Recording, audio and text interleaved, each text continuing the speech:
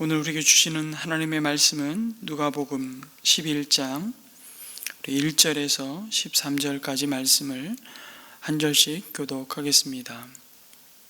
누가복음 11장 1절에서 13절까지 말씀입니다. 1절 말씀은 제가 먼저 봉독합니다. 예수께서 어떤 곳에서 기도하고 계셨는데 기도를 마치셨을 때에 그의 제자들 가운데 한 사람이 그에게 말하였다. 주님, 요한이 자기 제자들에게 기도하는 것을 가르쳐 준 것과 같이 우리에게도 그것을 가르쳐 주십시오. 예수께서 그들에게 말씀하셨다. 너희는 기도할 때에 이렇게 말하여라. 아버지, 그 이름을 거룩하게 하여 주시고 그 나라를 오게 하여 주십시오. 날마다 우리에게 필요한 양식을 내려 주십시오.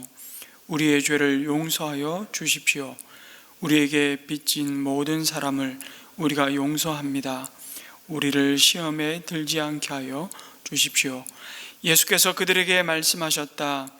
너희 가운데 누구에게 친구가 있다고 하자. 그가 밤중에 그 친구에게 찾아가서 그에게 말하기를 여보게 내게 빵 3개를 구워주게. 내 친구가 여행 중에 내게 왔는데 그에게 내놓을 것이 없어서 그러네 할 때에 그 사람이 안에서 대답하기를 나를 괴롭히지 말게. 문은 이미 닫혔고 아이들과 나는 잠자리에 누웠네. 내가 지금 일어나서 자네의 청을 들어줄 수 없네 하겠느냐. 내가 너희에게 말한다. 그 사람의 친구라는 이유로는 그가 일어나서 청을 들어주지 않을지라도 그가 졸라대는 것 때문에는 일어나서 필요한 만큼 줄 것이다. 내가 너희에게 말한다. 구하여라. 그리하면 너희에게 주실 것이다. 찾아라. 그리하면 찾을 것이다. 문을 두드려라. 그리하면 너희에게 열어주실 것이다. 구하는 사람마다 받을 것이요 찾는 사람마다 찾을 것이요 문을 두드리는 사람에게 열어주실 것이다. 너희 가운데 아버지가 된 사람으로서 아들이 생선을 달라고 하는데 생선 대신에 뱀을 줄 사람이 어디 있으며 달걀을 달라고 하는데 전갈을 줄 사람이 어디에 있겠느냐. 같이 읽습니다. 너희가 악할지라도 너희 자녀에게 좋은 것들을 줄 줄 알거든 하물며 하늘에 계신 아버지께서야 구하는 사람에게 성령을 주시지 않겠느냐. 아멘. 성도 여러분, 그리스도인의 삶은 기도로 시작됩니다.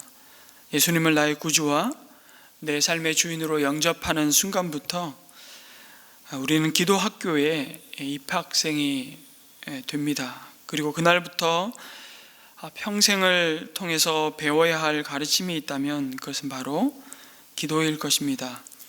오늘 첫째 단락이라고 할 수 있는 1절에서 4절 말씀은 우리가 이미 잘 아시는 대로 세겹절 기도회를 통해서 또 함께 나누었던 주기도회 누가복음 편이라고 말할 수 있습니다.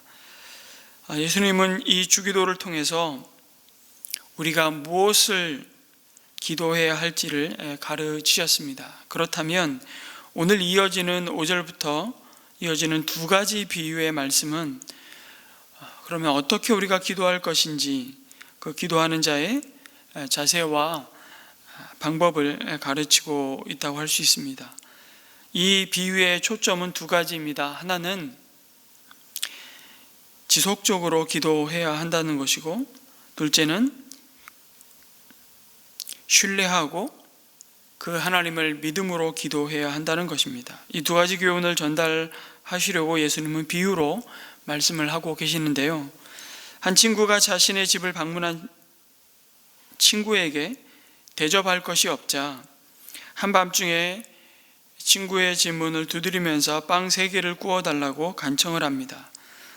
문을 두드렸다는 표현은 직접적으로 언급하고 있지만 정황상 아마 간절하게 요청을 하고 있는 듯 합니다. 그럴 때 친구가 아이들과 자신이 잠자리에 이미 누웠고 괴롭게 하지 말라고 그 요구를 거절하겠느냐?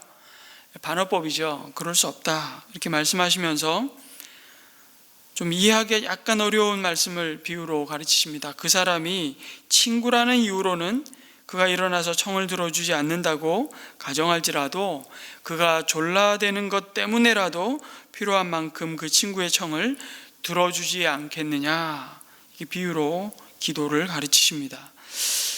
여기에 졸라대는 것 때문에 간절함, 이 간청, 누가복음 18장에 가면 불의한 재판관 비유를 통해서 또 한 번 기도에 이런 비슷한 내용을 가르칩니다. 불의한 재판관에게 자기의 억울한 것을 해결해 달라고 매일매일 와서 간청하는 그 과부의 기도를 불의한 재판관일지라도 귀찮은 것 때문에도 들어주지 않겠느냐, 이런 비유의 말씀이죠. 근데 여기 보면 이 졸라대는 것, 요 표현은, 요 단어는 사실 굉장히 독특한 단어입니다. 원래는 이 중동 문화의 굉장히 중요한 한 가지, 우리와 비슷한 점이 있는데 그건 수치 문화라는 것입니다.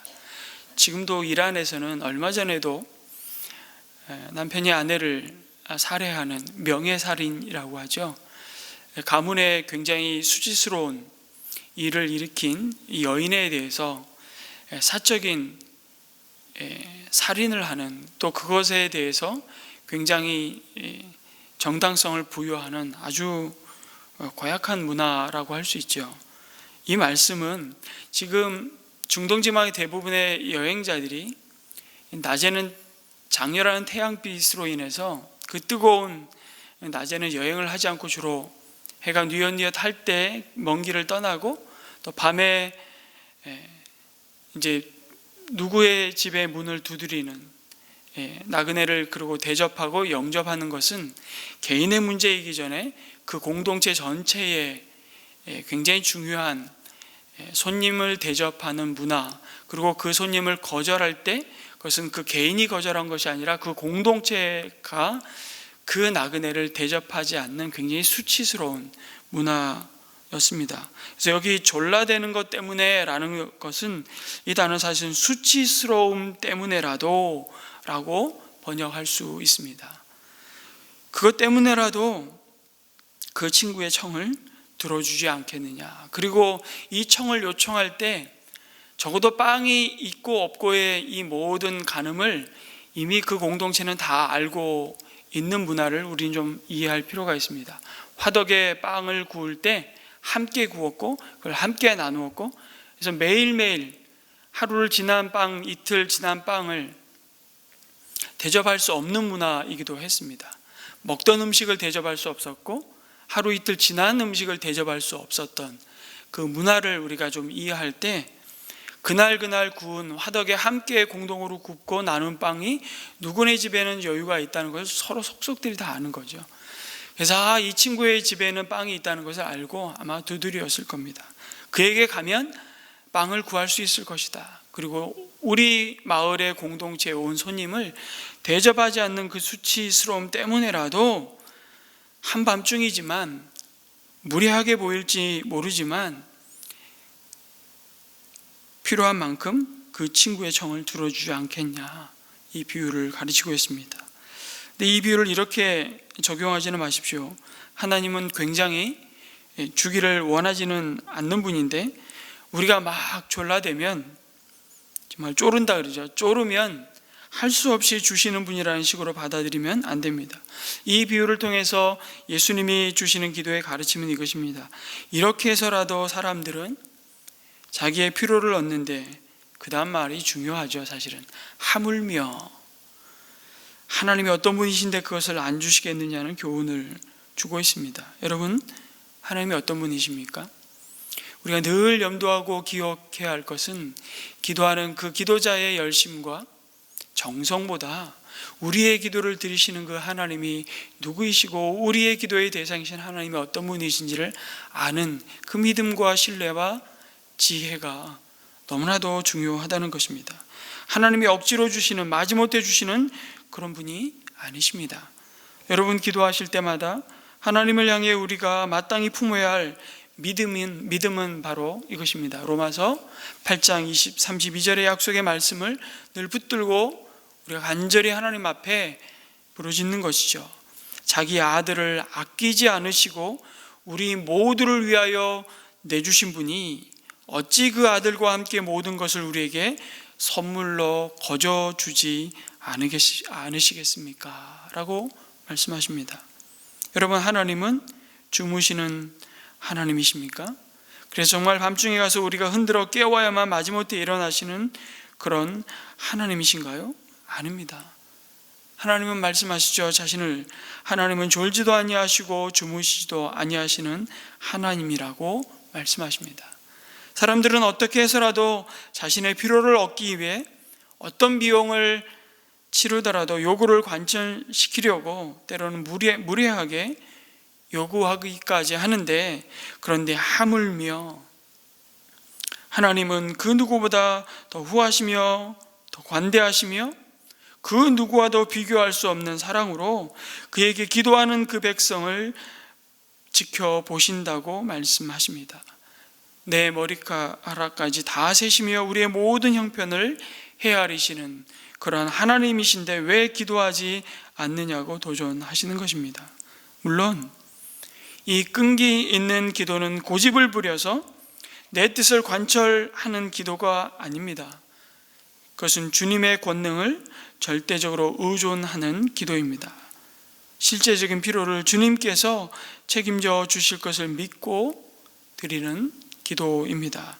눈앞에서 펼쳐지는 그 상황이 내 기대와 다를지라도 주님의 나라와 그 복음을 위한 포기하지 않는 열정의 기도를 의미한다고 볼 수 있습니다.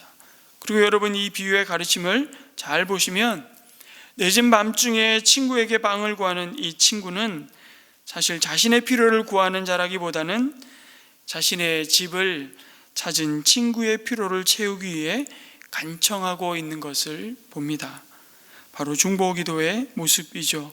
나 아닌 내 이웃의 필요를 위해 간절히 그리고 계속해서 주님의 도우심과 은혜를 구하는 이 기도를 하나님이 얼마나 기뻐하시는지를 보여준다고 할 수 있습니다.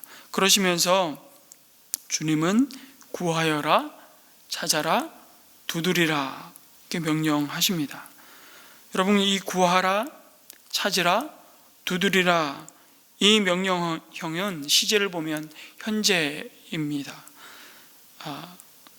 헬라어에서 이 현재 시제가 갖고 있는 이런 의미가 내포되어 있습니다. 그냥 어쩌다 간헐적으로 일시적으로 참여하는 것이 아니라 계속해서 습관적인 행동을 의미하고 나타낼 때 현재형으로 씁니다. 그래서 이 구조를 좀 더 정확하게 번역하자면 계속해서 구하라, 계속해서 찾으라, 계속해서 문을 두드리라는 것입니다. 그러면 받고 찾고 열릴 것이라고 믿고 구하라고 하십니다. 마찬가지입니다. 그것은 기도의 열정 때문이 아니라 그 기도를 귀 기울이시며 들으시는 하나님이 계시기 때문이죠.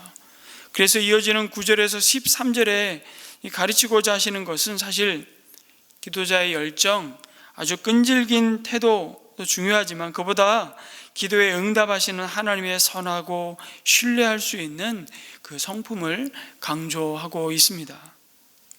구하고 찾고 문을 두드리라는 의미는 막무가내 때를 쓰라는 것이 아닙니다. 사실은 주님 외에는 방법이 없음을 믿고 신뢰하며 그분의 도움을 실제로 구하는 것입니다. 기도응답의 그 때와 방법과 그 결과가 주님께 있음을 인정하고 상황과 상관없이 낙심하지 말고 때로는 참 뻔뻔하듯 담대하게 기도하라고 말씀하십니다. 아까 살펴봤던 수치스러움 때문에라도 라고 표현하는 이 표현은 사실은 뻔뻔하게 모래하게 강구한다는 의미도 동시에 포함되고 있는 말씀인데요. 기도는 결국 그 기도 하나님의 명예가 달린 기도 가운데 사실은 우리는 하나님의 명예가 달려있음을 믿고 신뢰하며 기도할 때 그 기도 가운데 하나님의 일하심을 우리는 구하는 것입니다. 그래서 13절의 말씀이 너무너무 중요합니다. 너희가 악할지라도 너희 자녀에게 좋은 것들을 줄 알거든. 계속 반복되는 말씀이죠. 하물며 하늘에 계신 아버지께서야 구하는 사람에게 성령을 주시지 않겠느냐. 하물며 이 단어 너무너무 중요합니다. 이제 친구의 관계에서 아버지와 자녀의 관계로 넘어갑니다. 우리의 자녀들이 왜 이렇게 사실 부모에게 달라고 합니까? 저희들이 무슨 권리가 있다고 아버지에게 와서 그렇게 떳떳하게 달라고 말할 수가 있습니까? 자격이 있기 때문이죠. 자격. 아들, 딸이라는 자격입니다. 자녀이기 때문에 아버지에게 담대하게 요청하는 것입니다. 사실은 자녀들이요, 뭔가를 요청하고 부모에게 구할 때 눈치를 계속 본다면 사실은 부모의 마음은 굉장히 슬픕니다. 그렇지 않습니까? 그런 경험 많이 해보시지 않습니까? 때로는 너무 당당하게 요구하는데 그게 너무 이뻐 보일 때가 있죠. 어떤 사람들이 이렇게 말합니다. 나는 평소엔 기도하지 않으면서 참 어렵고 위기가 생겼다고 이럴 때만 기도하는 것이 너무 얌체 같아서 아예 기도를 안 하겠다고. 여러분, 이건 굉장히 고상해 보이지만 관계가 뭔지를 모르는 것입니다. 여러분, 그때라도 기도하시기 바랍니다. 여러분, 믿고 기도하십니까? 그리고 계속해서 기도하십니까? 여러분 잘 아시는 이 책을 참 많은 분들이 아마 읽으셨을 텐데요. 5만 번의 기도 응답, 조지 뮬러의 일생을 기록한 책이 있죠. 그 예화에 보면 5만 번의 기도 응답을 받은 기도의 사람으로 기억되는 이 조지 뮬러가 이 고아를 먹이면서 매일매일 하나님의 공급하심과 그의 평생 사역 가운데 그 하나님의 일하심을 놀랍게 경험한 기록들이 많이 있습니다. 그의 삶은 많은 그리스도인에게 또 도전을 주는데, 그런데 5만 번이나 응답받았다라는 것보다 오히려 조지 뮬러 자신에게 기억되는 기도응답의 사연이 한 가지 있는데 그게 더 은혜가 되더라고요. 조지 뮬러가 가장 많은 시간을 들여서 그리고 가장 오랜 세월을 기도한 제목이 있습니다. 그것은 어렸을 때부터 같이 삶을 나누었던 5명의 친구들의 구원 문제를 위해서 기도한 일이었습니다. 조지 뮬러가 5명의 친구를 위해서 계속 기도했는데 한 사람, 두 사람 믿기 시작했는데 끝까지 예수님을 거부하고 믿지 않는 친구가 2사람 있었습니다. 뮬러는 이 2 친구를 위해서 얼마나 기도했는지 모릅니다. 무려 52년간 2 친구의 구원을 위해서 기도했답니다. 그래도 그 기도는 응답되지 않았습니다. 그러던 뮬러가 이제 노년이 되어서 병석에 눕게 되었고 그는 서서히 자기 인생의 마지막 날이 가까워 오는 것을 느끼게 되었습니다. 어느 날 그는 자기 인생의 마지막 남은 힘을 다해 간절하게 사랑하는 교회에서 최후의 설교를 하게 됩니다. 그 마지막 설교를 하던 그날 그의 2 친구 가운데 한 친구가 거기에 참석을 했고 뮬러 목사님의 설교를 듣고 회개하고 예수님을 마침내 영접하게 되었습니다. 그래도 나머지 한 친구는 안 믿었고요. 뮬러는 세상을 떠났습니다. 그 후에 그때까지 안 믿고 있었던 한 친구가 뮬러의 죽음의 소식을 듣게 되었던 것입니다. 그런데 특별히 그는 뮬러가 자기를 위해서 52년간이나 기도했다는 소식을 알게 되었고 뮬러가 죽은 바로 그 해 그 소식을 들은 이 친구는 결국 예수님을 자신의 구주로 영접하고 받아들이게 됩니다. 믿고 나서 그 친구가 영국 전역을 순회하면서 이런 간증을 했습니다. 뮬러 목사님의 기도는 다 응답되었습니다. 그리고 저는 그 최후의 응답입니다. 여러분, 어쩌면 어떤 기도는 이 땅에서 그 응답을 우리가 다 볼 수 없을 것입니다. 심지어 어떤 점에서는 우리의 기도의 거절하심도 주님의 사랑하는 자녀를 향한 가장 좋은 것을 주시고자 하시는 주님의 사랑 가득한 응답이었음을 감사하게 될지도 모르겠습니다. 오늘 13절의 마지막 부분에서 하물며 하늘에 계신 아버지께서야 구하는 사람에게 뭘 주시지 않겠느냐? 성령을 주시지 않겠느냐고 약속하십니다. 무슨 말씀입니까?